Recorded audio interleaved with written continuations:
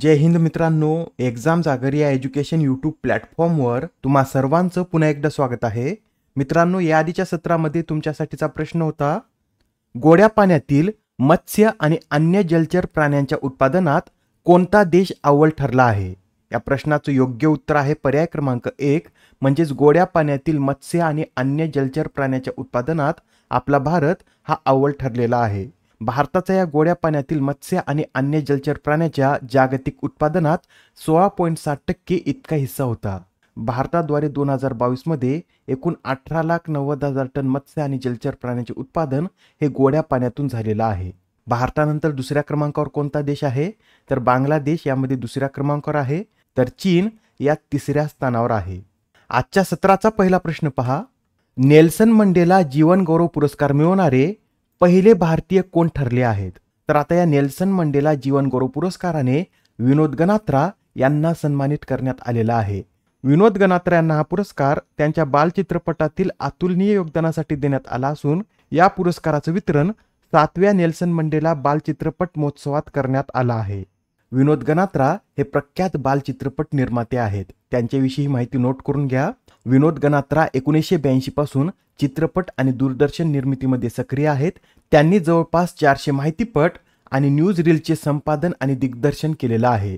याबरोबरच त्यांनी लहान मुले व तरुणांसाठी 25 बहुभाषिक दूरदर्शन कार्यक्रमांची सुद्धा निर्मिती केलेली आहे. त्यांचा पहिला टीव्ही कार्यक्रम हा बैंगन राजा होता व त्यांच्या या पहिल्याच टीव्ही कार्यक्रमाला जानकीनाथ गौर पुरस्काराने सन्मानित करण्यात आलं होतं. आणि त्यांनी एक भारत पाकिस्तान सीमेवर आधारित हरून आरून हा गुजराती चित्रपट बनवला होता व या चित्रपटाला 26व्या शिकागो आंतरराष्ट्रीय बालचित्रपट महोत्सवात लिव्ह उल्मन पीस अवॉर्डने सन्मानित करण्यात आलं होतं. व लिव्ह उल्मन पीस पुरस्कार जिंकणारे विनोद गनात्रा हे एकमेव भारतीय आहेत. त्यांना याआधी दादासाहेब फाळके जीवन गौरव पुरस्काराने देखील सन्मानित करण्यात आलं होतं. प्रश्न क्रमांक दुसरा. 18व्या मुंबई आंतरराष्ट्रीय चित्रपट महोत्सवात व्ही शांताराम जीवन गौरव पुरस्काराने कोणाला सन्मानित करण्यात आले? मित्रांनो, मुंबई आंतरराष्ट्रीय चित्रपट महोत्सव हा 15 जून पासून सुरू झाला आहे व या चित्रपट महोत्सवाच्या उद्घाटन समारंभात सुब्बिया नल्लामुथू यांना व्ही शांताराम जीवन गौरव पुरस्काराने सन्मानित करण्यात आलेला आहे. हा जो व्ही शांताराम जीवन गौरव पुरस्कार आहे, यात पुरस्कार स्वरूप किती रोख रक्कम देण्यात येते?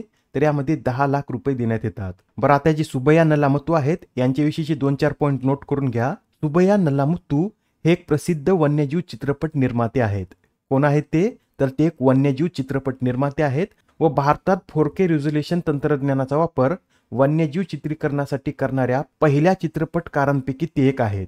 त्यांनी भारतीय पनोरमा चित्रपट महोत्सव 2021च्या परीक्षक मंडळाचे अध्यक्षपद देखील सांभाळलं होतं. आता त्यांना पुरस्कार कोणाच्या हस्ते प्रदान करण्यात आला असंही आपल्याला फिरून विचारलं जाऊ शकतं. तर सुब्बिया नल्लामुथू यांना व्ही शांताराम जीवन गौरव पुरस्कार केंद्रीय माहिती आणि प्रसारण राज्यमंत्री एल मुरुगन यांच्या हस्ते प्रदान करण्यात आलेला आहे. सुब्बिया नल्लामुथू यांच्याद्वारे निर्मित काही माहितीपटांची नावे सुद्धा नोट करून घ्या. यामध्ये त्यांनी tiger dynasty, tiger queen, the world's most famous tiger, art file आणि द वर्ल्ड गॉन वाईल्ड हे माहितीपट बनवलेले आहेत. यावर सुद्धा एखादा दुसरा प्रश्न आपल्याला एक्झाममध्ये विचारला जाऊ शकतो. त्यासाठी आपल्याला त्यांच्याद्वारे निर्मित माहितीपट सुद्धा लक्षात ठेवायचे आहेत. बरं, आता हा जो 18वा मुंबई आंतरराष्ट्रीय चित्रपट महोत्सव आहे हे कधीपर्यंत चालणार आहे? तर हा चित्रपट महोत्सव 21 जूनपर्यंत चालणार आहे. या मुंबई आंतरराष्ट्रीय चित्रपट महोत्सवाची स्थापना 1990 मध्ये करण्यात आली होती व या चित्रपट महोत्सवात लघुपट, लघुकथा आणि ॲनिमेशन चित्रपटांचं प्रदर्शन केलं जातं. आता हा प्रश्न पहा.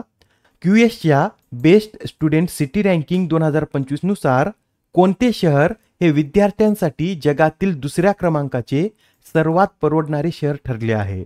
तर आता या बेस्ट स्टुडंट सिटी रँकिंग 2025 नुसार दिल्ली हे शहर विद्यार्थ्यांसाठी जगातील दुसऱ्या क्रमांकाचे सर्वात परवडणारे शहर ठरलं आहे. यामध्ये पहिल्या स्थानावर कोणतं शहर आहे? तर तुर्कस्तानमधील इजमिर हे शहर यात पहिल्या स्थानावर आहे. इतर भारतीय शहरांची स्थिती सांगायची झाली तर बेंगलोर यामध्ये 7व्या क्रमांकावर आहे, मुंबई 20व्या आणि चेन्नई 29व्या क्रमांकावर आहे. तसेच याच रँकिंगमधील रोजगार देणाऱ्या शहरांच्या यादीत दिल्ली 57व्या स्थानावर आहे, मुंबई 58व्या, चेन्नई 96व्या तर बेंगलोर हे शहर 100व्या क्रमांकावर आहे. मित्रांनो, ही जी बेस्ट स्टुडंट सिटी रँकिंग आहे ही 4 घटकांच्या आधारे निर्माण केली जाते व ते 4 घटक कोणते? तर परवडणारे शहर, रोजगारक्षम शहरे, राहण्याची इच्छा असलेले शहर आणि मिश्र विद्यार्थी शहरे या 4 घटकांचा अभ्यास करून या रँकिंगची निर्मिती केली जाते. या ओव्हरऑल रँकिंगमध्ये पहिल्या 5 स्थानावर कोणती शहरे आहेत? तर पहिल्या क्रमांकावर लंडन आहे, दुसऱ्यावर टोकियो, तिसऱ्यावर सेऊल, चौथ्यावर मुनिच, तर 5व्या क्रमांकावर मेलबर्न हे शहर आहे. ओव्हरऑल रँकिंगमध्ये दिल्ली 111व्या, मुंबई 113व्या, तर बेंगलोर हे शहर 130व्या क्रमांकावर आहे. नेक्स्ट क्वेश्चन पहा. खालीलपैकी कोणत्या देशांनी स्वित्झर्लंडमध्ये आयोजित युक्रेन शांतता शिखर परिषदेनंतर जारी केलेल्या अंतिम संप्रेषणावर स्वाक्षरी करण्यास नकार दिला? या प्रश्नाचं योग्य उत्तर आहे पर्याय क्रमांक 4 म्हणजेच भारत, सौदी अरेबिया व दक्षिण आफ्रिका या तिन्ही देशांनी या संप्रेषणावर स्वाक्षरी करण्यास नकार दिलेला आहे. या 3 देशाव्यतिरिक्त थायलंड, इंडोनेशिया, मेक्सिको आणि संयुक्त अरब अमिरात या देशांनी सुद्धा या संप्रेषणावर स्वाक्षरी करण्यास नकार दिलेला आहे. बरं, ही जी शांतता शिखर परिषद आहे ही स्वित्झर्लंडमधील कोणत्या शहरात पार पडली? तर ही शांतता परिषद स्वित्झर्लंडमधील बर्गेनस्टॉक या शहरात 15 व 16 जून रोजी पार पडलेली आहे. यात भारताचं प्रतिनिधित्व परराष्ट्र मंत्रालयातील सचिव पवन कुमार यांनी केलं आहे. मित्रांनो, आता एक्झाममध्ये आपल्याला असे विचारलं जाऊ शकतं की युक्रेन रशिया युद्ध कोणत्या सालीपासून सुरू आहे? तर युक्रेन रशिया युद्ध फेब्रुवारी 2022 पासून सुरू झालं आहे, हे सुद्धा लक्षात ठेवा. आणि आता प्रश्न क्रमांक 5 पहा. पाओनुर्मी गेम्समध्ये खालीलपैकी कोणत्या खेळाडूने सुवर्ण पदक पटकावले? तर आता या पाओनुर्मी गेम्समध्ये भारताच्या गोल्डन बॉय म्हणजेच नीरज चोप्रा यांनी सुवर्ण पदक पटकावलेलं आहे. नीरज चोप्रा यांनी या स्पर्धेत 85.97 मीटर अंतरावर भाला फेकून या स्पर्धेतील सुवर्ण पदक पटकावलेलं आहे. तसेच यामध्ये रौप्य पदक हे फिनलँडच्या टोनी केरानेन तर फिनलँडच्याच ऑलिव्हर हॅलेंडरने कांस्य पदक पटकावलेलं आहे. याआधी नीरज चोप्रा यांनी या वर्षात दोहा डायमंड लीग व फेडरेशन कपचं विजेतेपद पटकावलेलं आहे. प्रश्न क्रमांक 6. नुकतेच वयाच्या 79व्या वर्षी निधन झालेले टी.के. चतुर्नी हे कोणत्या खेळाशी संबंधित होते? तर आता हे जे टी.के. चतुर्नी आहेत हे एक फुटबॉलपटू होते आणि आता त्यांचं वयाच्या 79व्या वर्षी निधन झालं आहे. त्यांनी आपले एक आत्मचरित्र सुद्धा लिहिलं होतं. त्यांच्या आत्मचरित्राचं नाव काय आहे? तर फुटबॉल माय सोल असं त्यांच्या आत्मचरित्राचं नाव होतं. अजून एक निधन वार्ता नोट करून घ्या. आता इस्रोचे माजी शास्त्रज्ञ श्रीनिवास हेगडे यांचे वयाच्या 71व्या वर्षी निधन झाले. हे जे श्रीनिवास हेगडे आहेत यांनी 1978 ते 2014 पर्यंत इस्रोमध्ये सेवा दिली आहे आणि त्यांनी चंद्रयान मिशन 1चे डायरेक्टर म्हणून कार्य केलं होतं.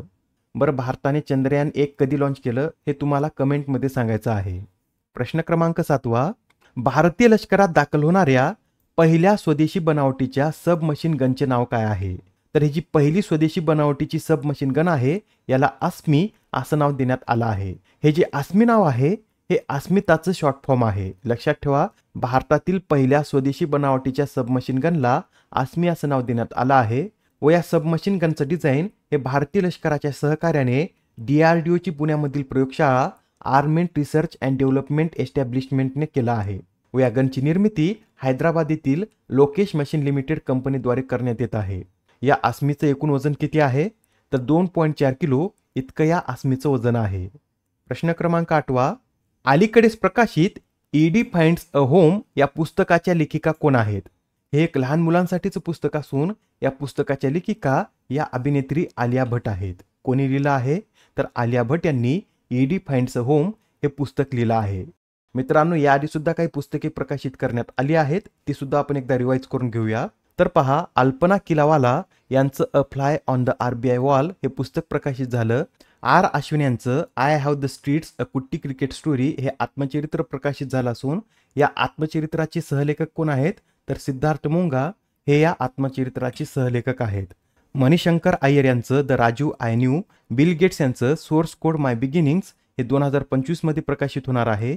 शेन वॉटसन यांचं द विनर्स माइंडसेट हे पुस्तक प्रकाशित झालं आहे. डी सुब्बाराव यांचं just a mercenary, Vijaya Devi Rane यांचं maker of modern Goa, Sam Pitroda the idea of democracy, Lakshmi Murdeshwarpuri solving the sun, तर एस जयशंकर यांचं वाय भारत मॅटर्स हे पुस्तक प्रकाशित झालेलं आहे. आता हा प्रश्न पहा, यात काय विचारला आहे? तर सिरिल रामाफोसा हे कोणत्या देशाचे दुसऱ्यांदा राष्ट्राध्यक्ष बनले आहेत? या प्रश्नाचं योग्य उत्तर आहे पर्याय क्रमांक 1 म्हणजे सिरिल रामाफोसा हे दक्षिण आफ्रिका या देशाचे दुसऱ्यांदा राष्ट्राध्यक्ष बनले आहेत. अलीकडेच दक्षिण आफ्रिकेमध्ये राष्ट्राध्यक्षासाठीच्या निवडणुका पार पडल्या होत्या. त्यात सिरिल रामाफोसा यांना 283 मते मिळाली व त्यांच्या विरोधात उभं टाकलेल्या जुलियस मालेमा यांना फक्त 44 मते मिळालेली आहेत. आजच्या सत्रामधील शेवटचा प्रश्न पहा. दरवर्षी जागतिक निर्वासित दिन कधी साजरा केला जातो? तर हा जो जागतिक निर्वासित दिन आहे हा दरवर्षी 20 जून रोजी साजरा केला जातो व यावेळेची या दिवसाची थीम काय आहे? तर एव्हरीवन इज वेलकम अशी यावेळेची या दिवसाची थीम आहे. आजच्या सत्रामधील तुमच्यासाठीचा प्रश्न पहा. सिप्रीच्या अहवालानुसार कोणता देश हा सर्वाधिक अण्वस्त्रे असलेला देश ठरला आहे? आता या प्रश्नाचं उत्तर कमेंटमध्ये देण्याचा प्रयत्न करा. उत्तर चुकलं तरी काय हरकत नाही, कारण ज्यावेळेस तुम्हाला या प्रश्नाचं योग्य उत्तर माहित होतं त्यावेळेस हा प्रश्न तुमच्या दीर्घकाळापर्यंत लक्षात राहतो. तर आता पुढच्या सत्रामध्ये पुन्हा भेटूया. धन्यवाद.